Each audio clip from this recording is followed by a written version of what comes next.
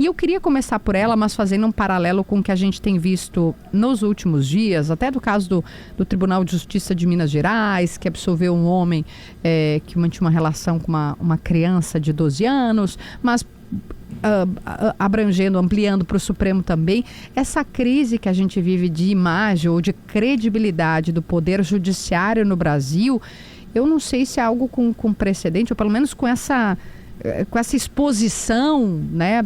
Eu não lembro na história recente algo que fosse posto tão à prova. E aí a gente se pergunta, né? Se as instituições, ou uma instituição como o Poder Judiciário e a mais alta corte do país, tem juiz que anda de jatinho com advogado de investigado, que recebe dinheiro de resort. O Demétrio definiu como orgia corporativista. Isso, e penduricalho. Então, como é que a gente se põe diante disso ou não perde a esperança, né? Quando a gente vai lá ter que declarar o imposto de renda e come uma parte do salário, o que a gente faz como cidadão ao se deparar com essa orgia, como disse o Gabriel, ou como tu disseste? Veja, eu me referi à orgia corporativista num contexto muito estrito, né? Eu falei da reunião secreta dos ministros do Supremo para tratar da questão da relatoria. Isso, do Master? Do caso Master, que para afastar o Toffoli da relatoria e, ao mesmo tempo, proteger Toffoli de qualquer investigação sobre a natureza exata das suas relações com o Banco Master. Mas é claro que a ideia de que há um corporativismo extremo é mais ampla, né? Ela se refere à questão dos supersalários.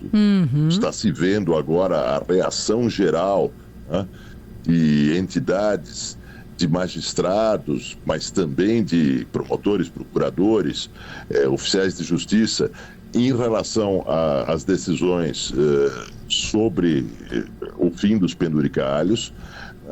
Mesmo essas decisões sendo limitadas, né? Quando se olha para a decisão de Flávio Dino, que é aplaudida, todo mundo gosta, e ela é um avanço, mas quando se olha para essa decisão, se vê que ela permite penduricalhos fura-teto desde que aprovados em lei no Congresso Nacional. Ou seja, a pergunta que fica aí é: para que existe um teto? Se pode fazer leis que ignoram o teto. É que agora está na moda rooftop, Demétrio. É o rooftop do judiciário. E não só do judiciário, também do Ministério Público.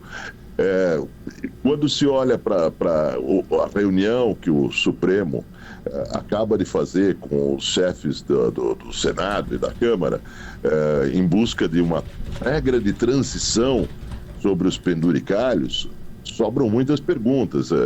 O Supremo não foi feito para fazer negociações com outros poderes sobre leis que permitam violar as leis durante algum tempo. Isso é a regra de transição. É uma excrescência, né? É uma excrescência. O Supremo, então, primeiro toma a decisão de que penduricalhos devem acabar, ou pelo menos os penduricalhos não previstos em lei devem acabar, e depois se reúne com a Câmara e o Senado para discutir em que prazo e em que condições essa parte dos penduricalhos deve acabar. E quando eu releio a Constituição, eu não vejo em nenhum momento que uma função do Supremo seja estabelecer mesas de negociações com a Câmara e o Senado. A Constituição diz que o Supremo deve deliberar sobre a legalidade ou ilegalidade, a constitucionalidade ou não de leis. Tudo isso faz parte desse processo no qual o Supremo, mas não só o Supremo, as entidades ligadas ao sistema de justiça se protegem mutuamente, tanto em questões de conflitos de interesses muito sérios, como na questão dos supersalários, como em outras questões, né? Juízes que cometem crimes, né? e acabam saindo ilesos. Aposentadoria com salário grande, né, gente? Para dizer sim, isso não é assim que se trata as outras pessoas. O ponto que existe aí, vamos dizer, o ponto de fundo que existe aí é a questão da igualdade perante a lei. A igualdade perante a lei é um princípio básico da Constituição, mas quando se trata do sistema de justiça tendo que abordar problemas de pessoas ligadas ao sistema de justiça, se aplica o princípio da desigualdade perante a lei. Existem os fidalgos e existe o resto da população. Demétrio, pegando uma carona nessa tua resposta, a gente tem visto que a colegialidade, né, principalmente no Supremo, virou de fato um instrumento de conluio. Eu queria saber se na tua avaliação isso é estrutural ou circunstancial, porque o Supremo sempre teve essa característica, mas eu acho que não de forma tão escancarada como agora, né? As coisas pioraram muito e pioraram muito conjunturalmente. Mas existe aí um fenômeno, vamos dizer, institucional, que a gente deve colocar luz sobre ele.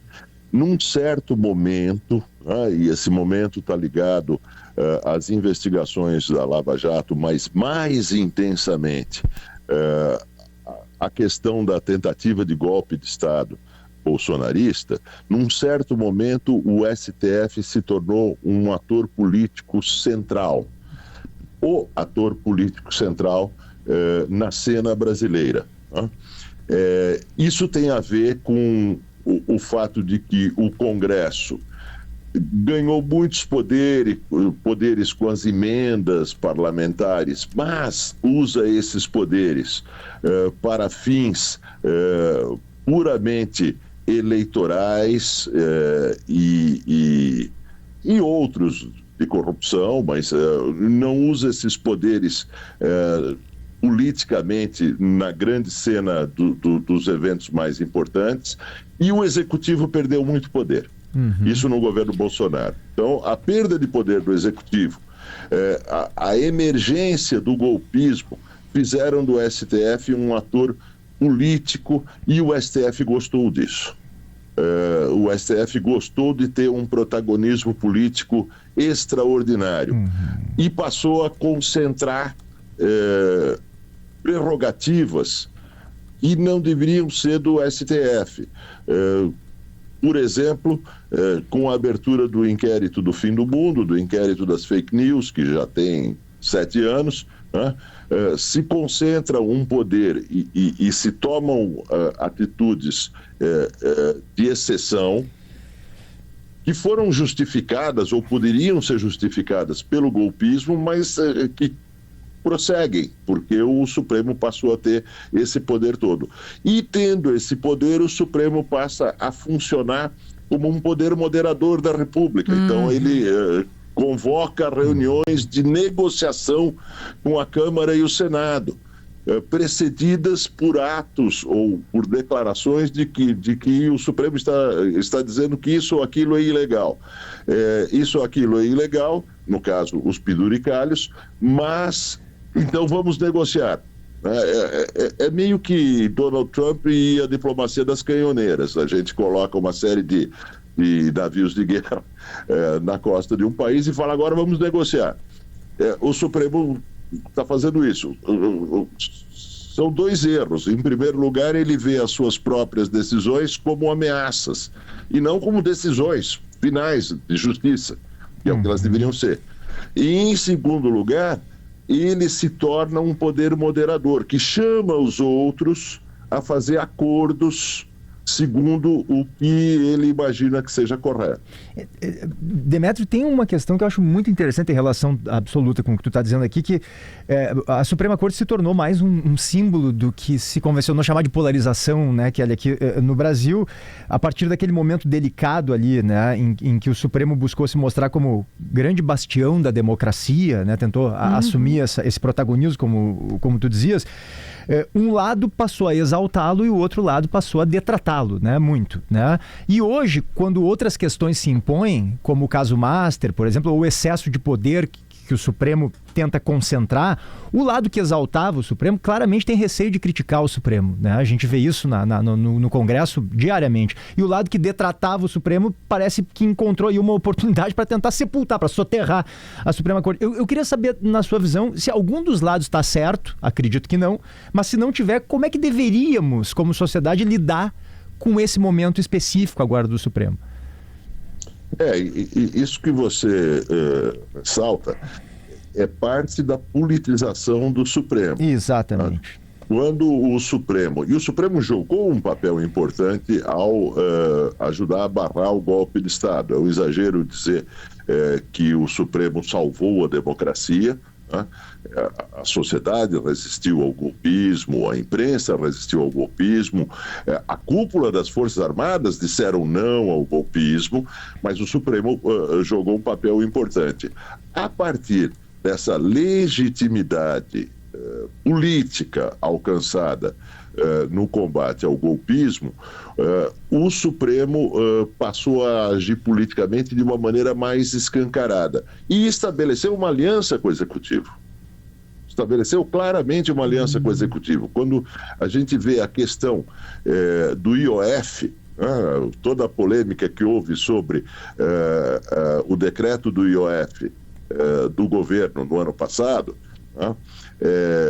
o Supremo acabou aprovando o decreto do IOF, mesmo passando por cima do precedente judicial. Não se pode aumentar impostos sem autorização do Congresso, e o aumento de impostos só pode ser no exercício seguinte. Mas o Supremo aceitou aquele golpe tributário do Executivo e passou a em várias questões fazer parceria com o Executivo, o que o tornou ainda mais um alvo do bolsonarismo, um alvo da oposição bolsonarista, tá? Isso prossegue hoje, de certa forma, sob esse aspecto que você levantou. O Executivo, o PT, Lula, etc., tem dificuldades para criticar essas últimas atitudes do Supremo sobre o caso Master. A oposição se aproveita e, na verdade, esses atos do Supremo colocaram Flávio Bolsonaro no jogo eleitoral. Verdade. Flávio Bolsonaro estava num gueto e ele foi elevado a um candidato competitivo por essas atitudes do Supremo, porque essas atitudes acabam dando verossimilhança ao discurso anti-Supremo que caracteriza o bolsonarismo, né? Mas, por outro lado, acontece pela primeira vez um indício de cisão. Não interessaria a Lula e ao Executivo a proteção tão exagerada de Toffoli, a ponto de não se declará-lo sequer suspeito para continuar na nota, na relatoria, tá? Há uma nota que diz que não há conflito de interesses. Há uma nota que, no fundo, diz Toffoli é o relator perfeito, mas nós vamos afastá-lo da relatoria. É uma coisa impressionante, é muito impressionante. Em termos, né? Muito impressionante. E se você vê aquela nota, você vai ver que a nota da reunião secreta do Supremo diz que ele foi afastado da relatoria por altos interesses institucionais. Isso. Eles admitem, não existe, mas não existe isso na legislação. Claro. Não. Um relator pela legislação é afastado em 2 casos. Primeiro caso, por razões de foro íntimo, e Toffoli não alegou isso. Segundo caso, por conflito de interesse. Altos interesses institucionais é criatividade jurídica. Eles inventaram uma figura jurídica para, ao mesmo tempo, afastar Toffoli e declarar que ele está acima de qualquer investigação sobre conflito de interesses. E isso não interessa ao Executivo. Por que não interessa ao Executivo? Porque, eleitoralmente, Lula vê como um problema, e é um problema, a sua associação histórica com Toffoli. Afinal, foi Lula que indicou o Toffoli para o Supremo. Isso vai ser lembrado 1 milhão de vezes na campanha eleitoral, e Lula queria se livrar dessa carga. Queria se livrar desse fardo. Claro. A indicação é dele. E como advogado... Aliás, se a gente pegar, PT, Demétrio, lá atrás, lembrando, e acho que com quem que a gente estava conversando, com a Malu Gaspar, não estou lembrado com quem, que a gente... Do mensalão, né? Que ele... Veja só, tendo sido advogado, com ligações muito claras, né? Não era nada escondido, era muito exposto. Advogado do PT e funcionário, aspas, do Dirceu, né? Trabalhou com o Zé Dirceu. Sim. Ele julgou o mensalão.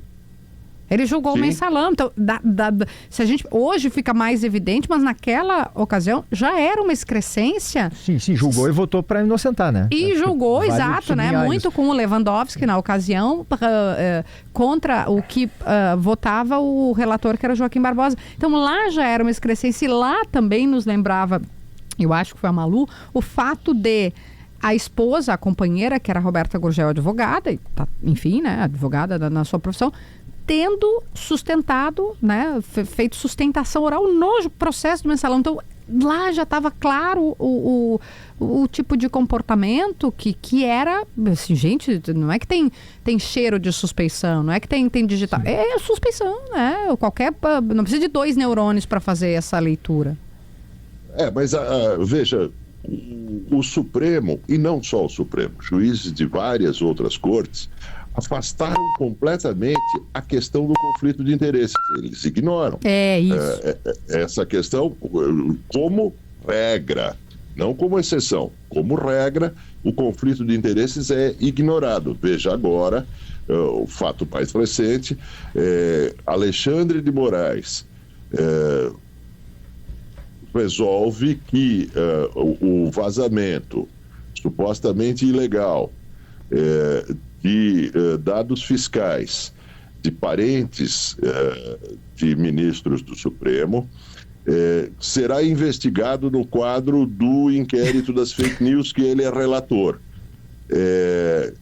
Bom, além de todos os problemas do inquérito das fake news, existe um problema básico. Um dos vazamentos parece ser um vazamento da esposa dele, de dados fiscais da esposa dele.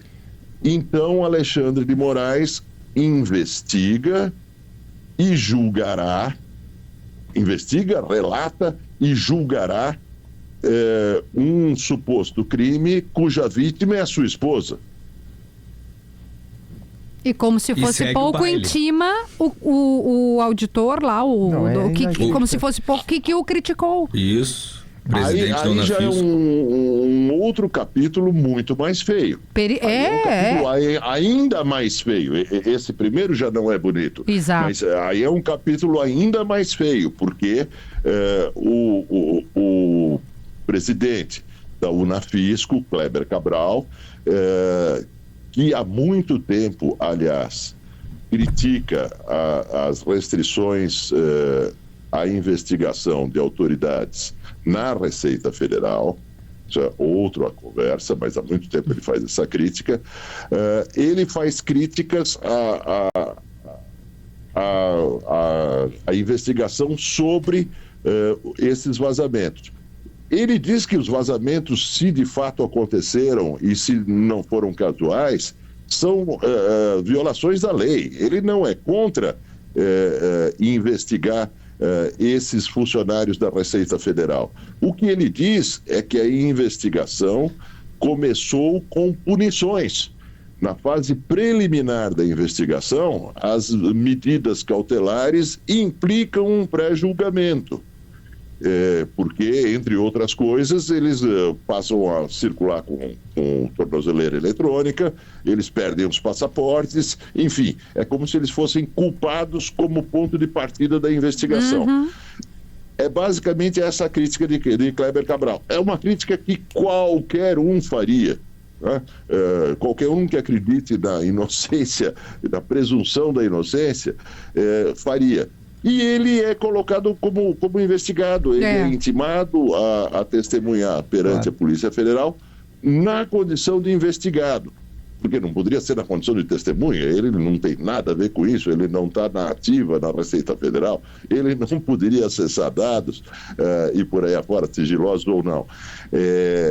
E ele é colocado como investigado. Isso é uma ação de intimidação, não intimidação do próprio Kleber Cabral, porque ele, como líder sindical, ele não se deixará intimidar por atos desse tipo, eu imagino, mas intimidação geral, claro, dos auditores da Receita. A ideia é dizer... existem pessoas que não podem ser investigadas nem ilegalmente nem legalmente, porque se você tentar investigá-las, nós o transformaremos em investigado. Maioli, eu vou dar uma girada nos assuntos, a gente até pode voltar para esse, mas... É que esse a gente vai abrindo camadas. Eu gostaria de abordar contigo, e uma delas eu acompanho teus espaços, e o senhor é um analista de economia que busca sempre um prisma ali a partir das políticas públicas, das próprias relações políticas, enfim. E aí a minha pergunta é bem direta, né? O Brasil teve avanços inquestionáveis depois da Constituição de 88, Plano Real, estabilidade monetária, uma inclusão social muito expressiva. Mas a partir dos anos 2000, existe uma impressão geral de que esses avanços deram uma empacada, de que a vida das pessoas não melhorou com a força que vinha melhorando ali em determinado momento histórico, ali a partir de 88, enfim. A minha pergunta é: qual é o próximo passo na tua avaliação, né? Do que o Brasil precisa para retomar uma sensação de que a vida das pessoas realmente está melhorando de verdade? Para onde a gente tem que partir agora? O que a gente não fez ainda? Olha, eu acho que o que a gente não fez foi colocar um foco muito intenso nos bens públicos, nos bens públicos em geral. O que eu chamo de bens públicos? Educação é um bem público e aí nós temos um foco de tragédia no Brasil. A educação pública é trágica no Brasil, segundo qualquer mensuração internacional que se utilize. A questão ambiental é um bem público. Quando se olha para o que está acontecendo agora em Juiz de Fora, em outras cidades do litoral de São Paulo, o que se vê não é apenas a ação da natureza, é também um certo tipo de urbanização completamente descontrolada que o poder público permite e às vezes estimula, né? As casas caem porque elas estão construídas em lugares onde não deveria haver construção. Isso é uma questão ambiental. O tema do meio ambiente não é apenas o tema geral das mudanças climáticas, da política internacional do meio ambiente, esses palanques nos quais Marina Silva costuma brilhar. O tema ambiental também não é a proteção do mico-leão dourado da Mata Atlântica, embora eu seja a favor de protegê-lo. O tema ambiental é um tema social. Isso é meio ambiente. O que está acontecendo hoje nessas regiões do Brasil e que acontece em todo o verão, né? E o que aconteceu no Rio Grande do Sul... Aqui, né, Demetrio? Exato. O que aconteceu no Rio Grande do Sul, a imensa tragédia no Rio Grande do Sul, são temas que são ambientais, mas são de políticas públicas. É um bem público, que é a proteção do meio ambiente e a proteção das pessoas, das cidades, da urbanização, que é ignorado basicamente no Brasil. Então, esses temas, a questão dos bens públicos e dos serviços públicos, os serviços públicos do Brasil são geralmente muito ruins, com exceções. Isso melhora muito a vida das pessoas. E no momento em que o Brasil conseguiu quase eliminar a miséria absoluta hoje é muito pequena no Brasil. E são os avanços que vieram com a redemocratização. Isso. No momento em que se consegue quase eliminar essa chaga, as pessoas passam a querer outra coisa, querer algo mais. Elas querem um Estado que funcione, elas querem bens públicos que tenham qualidade. E essa reivindicação geral que provoca indignação social muito grande e que é um tema que nenhum partido político trata, né? O que os partidos políticos fazem é simplesmente, quando pensam na questão social, pensam em transferências de renda, pensam em bolsas.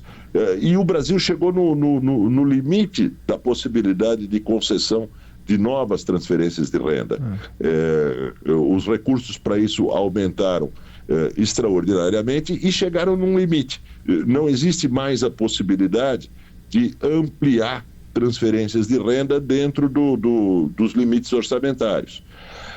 Mas essa outra questão ficou completamente perdida, porque, claro, eleitoralmente, um cheque tem um resultado imediato mais efetivo, do ponto de vista do voto, do que a melhora da escola, o saneamento básico, que são questões fundamentais no Brasil. Demétrio, para a gente ir encerrando, eu queria te perguntar, fazer uma pergunta bem simples aqui. Qual é hoje o maior risco para a democracia brasileira? Mas eu vou te dar opções, tá? O populismo eleitoral, o corporativismo judicial ou a radicalização digital? Ou a terceira, eu não ouvi? A radicalização digital, né? Principalmente no ano de campanha. Veja, eu diria que são os dois primeiros e eu não vou conseguir escolher, né? A radicalização digital é algo inevitável, mas não se deveria ver nisso puramente uma ameaça à democracia. A radicalização digital é lamentável, é ruim para o debate público, produz uma polarização envenenada, mas ela em si mesma é só a ampliação de radicalizações que existiam antes das redes sociais, né?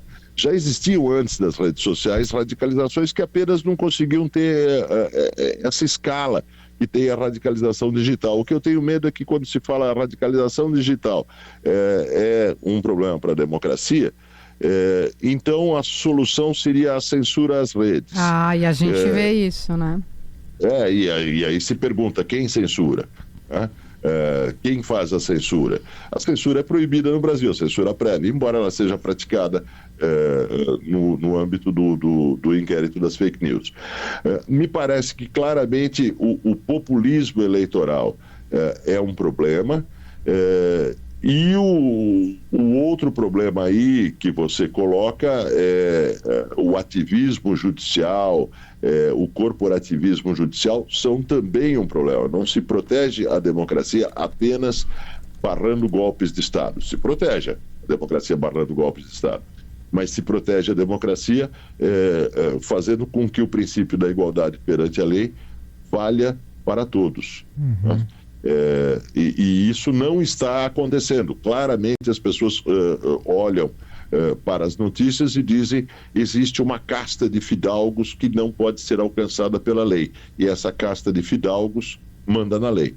E aí, nós temos que encerrar, só que cada um de nós tem mais uma pergunta, pelo menos eu tenho mais uma, vou fazer bem rapidinho, peraí, que é sobre isso que ele está dizendo. Eu prometo responder rápido. Demétrio, muito obrigada, que é o seguinte, o que tu falas na coluna, e tu acabou de falar numa resposta aqui, é que o Supremo, da forma como vem se comportando, porque primeiro ele era esse guardião aí contra o golpismo, né? E gostou de vestir esta capa, né? De guardião, essa toga, né? Esta toga. Sabe que eu tenho um nosso querido grande amigo que já partiu da Coimbra, ele tem uma coluna, veja, faz uns 10 anos que ele disse, o problema é a capa, porque quando o cara bota uma capa, ele acha que ele é o super-homem, que ele é o Batman. Sim, é um símbolo. Então ele acha que ele pode pode voar, que ele pode, sabe, ele quer ir acima de tudo. Então o problema é, botou a capa, é isso que acontece. Enfim, metáfora fechada. Para voltar na tua coluna, que tu diz assim, o Supremo, depois de ajudar a barrar o golpismo, o STF Futebol Clube, aspas, converte-se involuntariamente em cabo eleitoral da extrema-direita. E é muito interessante esse raciocínio, esse paralelo, que eu repito, tu respondeu, acho que numa das nossas perguntas das primeiras, que este Supremo estaria, com as suas condutas, com isso que você disse, se colocando acima da lei, sendo cabo eleitoral, e a pesquisa acabou de mostrar aqui, né? O Gabriel mandou para mim os dados da pesquisa que saiu agora, do Flávio Bolsonaro chegando. Pega aqui, Gabriel, para nós o dado. Flávio deixa eu Bolsonaro, achar aqui. Acho que 46,3. 46,3 contra 46,2 de Lula, Pela né? primeira vez, Flávio Bolsonaro aparece, ainda que com 0,1 ponto percentual, só à frente de Lula, né? No segundo turno. Mais um avanço de 5 pontos, né? Da pesquisa de janeiro para cá. Ele está crescendo sem parar. Então, eu acho que nada faz mais sentido do que essa última frase da coluna, que é o STF se convertendo em cabo eleitoral da extrema-direita. Ninguém percebeu isso ainda, além de você, Demétrio? Não, eu acho que muitos perceberam, mas a palavra-chave aí é involuntariamente. Porque o STF não agiu como agiu para dizer que o discurso do bolsonarismo tem verossimilhança. Veja que eu estou usando a palavra verossimilhança, não verdade. São coisas diferentes. O STF agiu como agiu para se proteger, para proteger os seus integrantes. E ao fazer isso, esse era o objetivo, ao fazer isso, ele mudou o cenário eleitoral. Não é o único fato, tem outros fatos concorrentes que explicam essas mudanças no cenário eleitoral, mas esse fato é a gota d'água.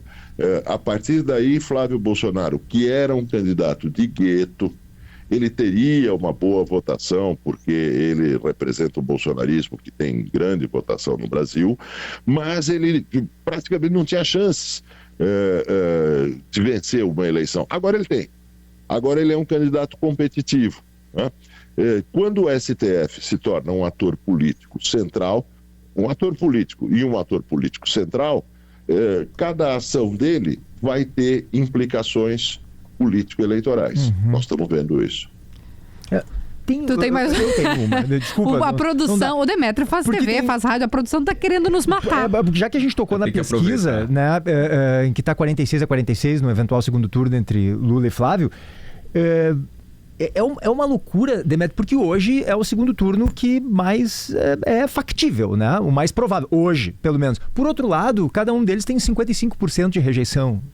Quer dizer, é inacreditável, me parece, e aí eu queria a tua visão sobre isso, que não se consiga construir uma terceira via, né? A gente vê o caso do PSD, do presidente Kassab, em que ele não lança ninguém, né? Não aparece ninguém, nunca, né? Tem 3 pré-candidatos, mas nenhum está em campanha de verdade, como o Lula já está e como o Flávio Bolsonaro já está. Quer dizer, quando o eleitor olhar para eles, né, e eles forem lançados, o eleitor vai ver assim, não, mas esse cara só tem 4%. Claro que ele só tem 4%, ele não fez campanha o ano inteiro. Aí ele vai olhar para ele, não, mas agora eu já estou com o Flávio, ou agora eu já estou com o Lula. Ele não vai empolgar. Eu queria saber, Demétrio, por que não se tem uma terceira via? Isso é covardia? É medo desses partidos de centro de se indispor com um dos lados, seja a direita ou a esquerda? Qual é a tua percepção? Veja, para responder isso eu precisaria de umas 3 horas, eu mesmo assim teria dificuldades. Eu vou reduzir para 3 minutos. A gente precisaria voltar na história e entender o que aconteceu na Lava Jato. Claro. E por aí afora. Mas tentando ser rápido, a polarização interessa aos dois polos. A polarização interessa aos dois polos, a polarização interessa a Lula, a polarização interessa a Bolsonaro, justamente porque elimina qualquer outra possibilidade. Qual é a aritmética básica da polarização? A aritmética básica mesmo os candidatos dos dois polos tendo mais rejeição do que aprovação, eles têm votos suficientes para ir para o segundo turno. Então, quem não for candidato de um dos dois polos, não irá ao segundo turno. No segundo turno, se fosse, poderia vencer. devido à rejeição aos candidatos dos dois polos. Isso. Mas não irá ao segundo turno. Nós garantimos, tendo algo entre 25% e 30% dos votos, garantidos, votos raiz, que nós vamos ao segundo turno. E isso interessa aos dois lados. O Lula decide definitivamente se candidatar mais uma vez quando ele descobre que Jair Bolsonaro decretou que o candidato do seu polo será Flávio Bolsonaro. Flávio Bolsonaro tem a sua candidatura, vamos dizer, ele consegue reunir praticamente toda a direita hoje em torno da sua candidatura, quando fica claro que o outro candidato é Lula. Então a polarização é um processo de retroalimentação, ela se autoalimenta. É muito difícil sair dessa engrenagem. Claro, os dois ganham se sabendo que haverá um, o outro estará lá. Sim, mas e aí, ninguém está disposto a furar. E aí é o cachorro correndo atrás do rabo, não é difícil sair dessa. Né? Exato, quando o Lula não tinha nenhuma chance de vencer porque estava na cadeia, ele não tenta um candidato mais amplo, ele indica Haddad, ele vai perder essa eleição para investir na próxima. Antes das estripulias do Supremo, Jair Bolsonaro indica Flávio Bolsonaro, não com a esperança de vencer esta eleição, mas para garantir que ele será o rei que define as ações do seu polo para a próxima eleição. É impressionante. Depois as coisas mudam. Ele não esperava que o Supremo desse uma mão tão grande para Flávio Bolsonaro. Mas depois as coisas mudam e hoje nós temos esse cenário de uma eleição competitiva.